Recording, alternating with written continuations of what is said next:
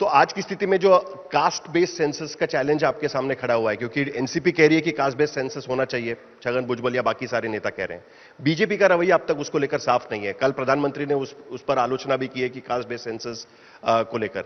तो आपकी भूमिका क्या रहेगी? क्या महाराष्ट्र में कास्ट बेस्ड सेंसस का सपोर्ट आपकी गवर्नमेंट करेगी? पहली बात तो कास्ट बेस्ड सेंसस ये शब्द ही गलत है, क्योंकि सुप्रीम कोर्ट ने ये बता दिया है कि सेंसस ये स्टेट नहीं कर सकते, ये सर्वे है। ठीक है, सर्वे। सर्वे, और इस प्रकार का एक एम्पिरिकल सर्वे हम लोग पिछले समय भी करा चुके हैं महाराष्ट्र में। सबसे महत्वपूर्ण दो चीजें इसमें है।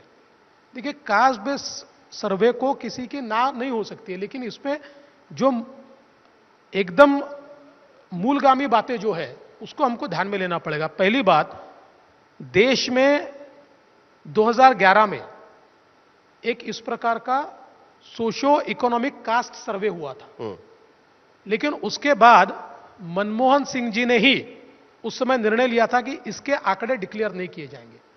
क्यों नहीं किए जाएंगे? इसके कुछ कारण हैं।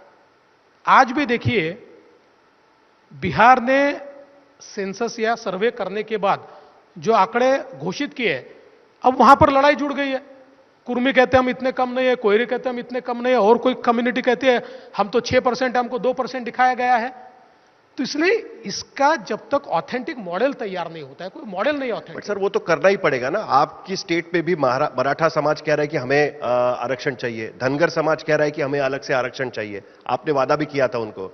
ऐसे में आपको ये तो करना ही पड़ेगा। जब तक आप उसका आकलन नहीं करेंगे तब तक आरक्षण की घोषणा कैसे करेंगे? देखिए, इसीलिए जो हमारा बैकवर्ड क्लास कमीशन होता है, जब ये आरक्षण की मांगे उनके पास जाती है तो वो पद्धति तय करते किस प्रकार से एम्पिरिकल डेटा हम जमा करें, किस प्रकार का सर्वे हम करें, उस प्रकार का एम्पिरिकल डेटा वो जमा करते हैं।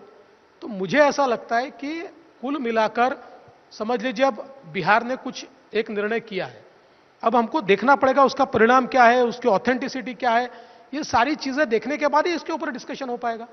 तो आज की स्थिति में आपके सामने इस तरीके का कोई विकल्प नहीं है, क्योंकि यहां पर ये मांगे बढ़ना शुरू हो गया है। देखिए, हमने बार बार ये कहा है कि इंपेरिकल डेटा तैयार करने के लिए हमारी ना नहीं है। We are for empirical data, लेकिन जिस प्रकार से बिहार ने किया या जिस प्रकार से इससे पहले कभी किया गया है, उसमें के शॉर्टकमिंग्स तो आपको दूर करने पड़ेंगे। आखिर में हम देश में जाति जाति में लड़ाई नहीं कर सकते। हमारा उद्देश्य क्या है? देश के पिछड़े, देश के ओबीसी, इनको हम आगे कैसे ले जाए, उनके लिए अच्छी योजनाएं कैसे कर पाए, देश के विकास में हम उनको किस प्रकार से ला पाए। आज देखिए, मोदी जी की सरकार ने ओबीसी के लिए जो किया, इससे पहले कभी नहीं हुआ।